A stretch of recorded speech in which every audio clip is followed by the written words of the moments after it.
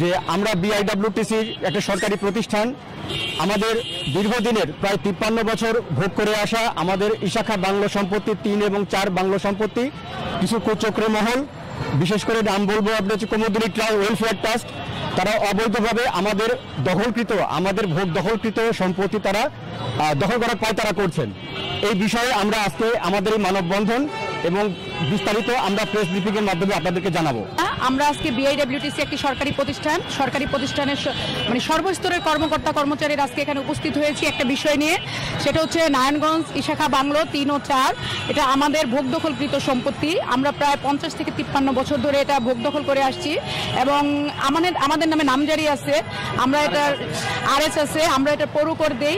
এটা বিস্তারিত আমরা উপরে আপনাদের সাথে আলোচনা করব। এখন আমরা এখানে আজকে একত্রিত হয়েছি এই সম্পত্তি কুমুদিনী ট্রাস্ট নামে, এবং এখানে কিছু কুচক্রী মহল এটা আসলে খুব পায়তারা করতেছে দখল করার জন্য।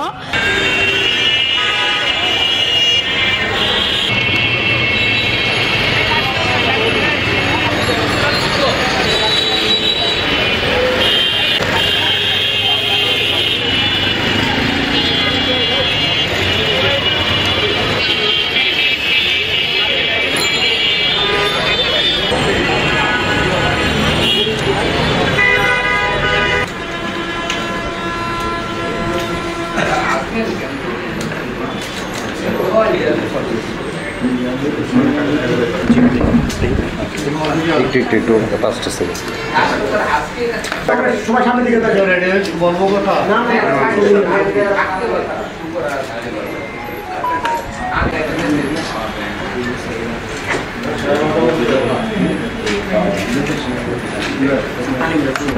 করতে পারে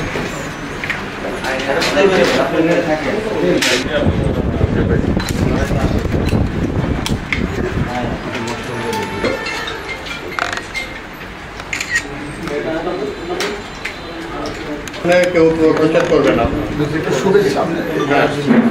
বিসমিল্লাহির রহমানির রহিম। পরিচয়টা নামটা বলবেন। তারপরে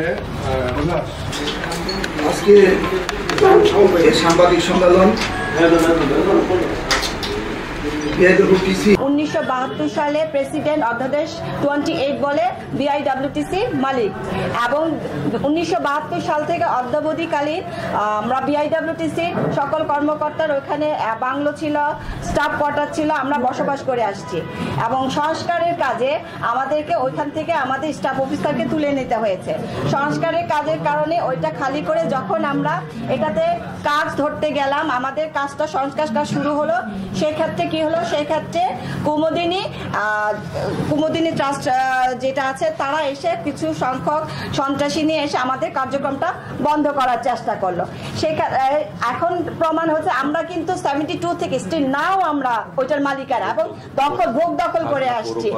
এবং বাংলা 1430 সাল পর্যন্ত আমাদের খাজনা, পৌরকর, যাবতীয় বৈদ্যুতিক বিল, গ্যাস বিল, কারেন্ট বিল সকল কিছু বিআইডব্লিউটিসি দিয়ে আসতেছে।